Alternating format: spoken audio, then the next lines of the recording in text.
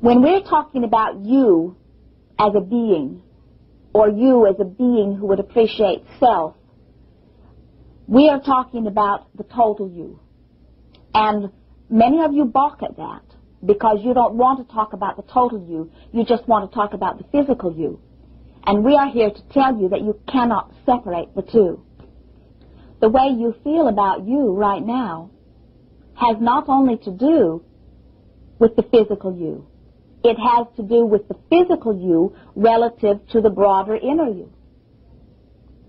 When you stand in your now and you look at yourself and you compare and you feel criticism toward yourself and you come to conclusions such as, I am not enough, I am not smart enough or good enough or whatever enough, those thoughts are so contrary, so contradictory to the opinion that your broader self holds of you, that you feel negative emotion. And by virtue of the way you feel, you attract unto you.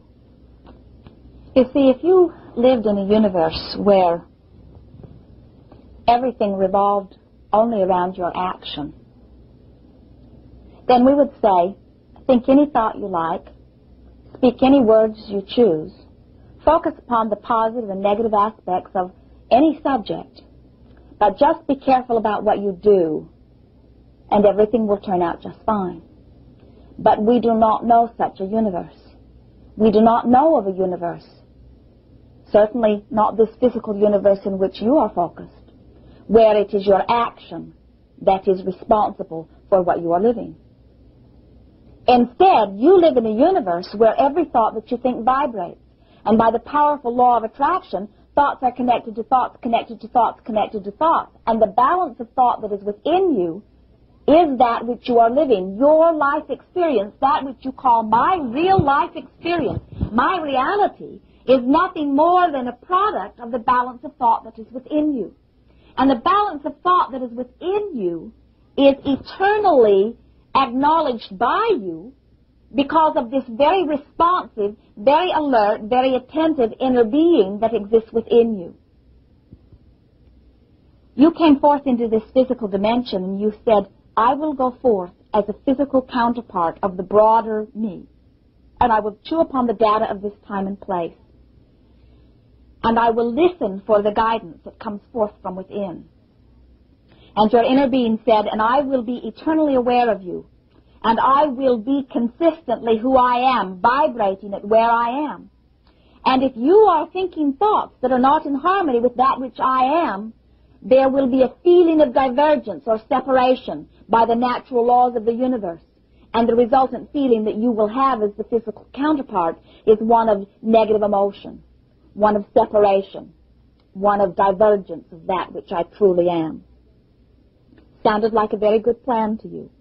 And so you came forth into this physical body feeling wonderful about who you were, clear about your reason for coming forth, intending to chew upon the data of this time and place, intending to allow the guidance to come forth from within, and most of all, intending to acknowledge yourself as the pure and perfect, eternally growing, attractive, creative being that you are. All of that was very powerfully known unto you. You chose a dimension with many new aspects, a time and place that was new to you, not known to you, because you wanted the stimulation of thought that it would provide for you. You said, I will not remember all that I've lived before because I'm not wanting the clutter of those details. I will just remember basically who I am. I will have a sense of who I am by the way I feel as I respond to the activities, to the thoughts. As I interact in this new time and place, I will always know the appropriate action by the way that I feel. And so you have come forth into this physical experience. But most of you, instead of remembering who you are, have been persuaded by the others that you are vulnerable, that you are weak. They say, watch out for this, watch out for that. You've been persuaded that you are unworthy. They have said to you, you are now here to make redemption for sins of past experience or even for sins of others. In their feeling of lack of appreciation for self, they have convinced you through their warnings that you should also not appreciate yourself. And with every thought that you ponder of that nature, you hold yourself for the time of that thought in a place that does not harmonize with who you really are.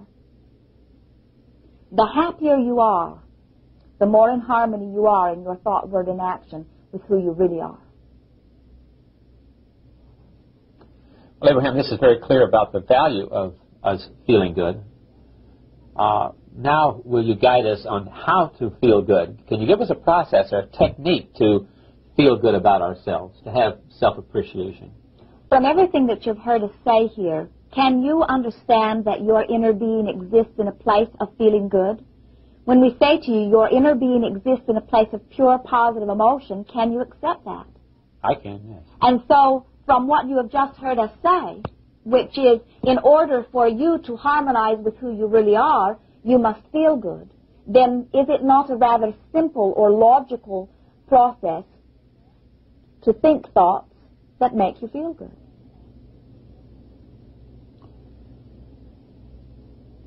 Yes, but not easy to stay on them sometimes. And why is that? Because of the influence that surrounds you? Yes. We're watching Esther, for she is very much intrigued with this idea of vibrating by virtue of the thought that she is thinking. She can pointedly feel when she is connected purely with Abraham. She feels our positive ecstasy surging through her. And she has been able to isolate the difference. In other words, she can see very pointedly that the way she feels is absolutely correspondent to the thought that she is thinking. And so she decided that she would deliberately raise her own vibration. She said, I will hold my thought upon the positive side of enough subjects that by virtue of the law of attraction, I will literally raise my own vibrational frequency so that it harmonizes or connects with who I really am. And so off she went on a subject. And within a minute or two, she laughed at herself as she realized that she had slid off the other side. And so she chose another subject. And she held her thought in a positive place. And then again she began to laugh because she realized she had slid off on the negative side of it. Your physical orientation has trained you to be so objective, to weigh the pros and cons of every subject. And so you are right, it is your nature much of the time, in your desire to be objective, to evaluate both sides of every subject. Right. It is our encouragement that you begin making a statement, nothing is more important than that I feel good. Understanding that when I feel good, that means that my thoughts are harmonizing with who I really am, which means I am in the place of purest, most positive attraction unto me. And by making that statement, and then by being sensitive to the way that you are feeling, you will discover when you are upon the topic of lack or upon the topic of your desire. It is a matter of individually, segment by segment, moment by moment, making a decision that you want to feel good or that you want to harmonize with who you really are, and then paying attention to the way that you are feeling.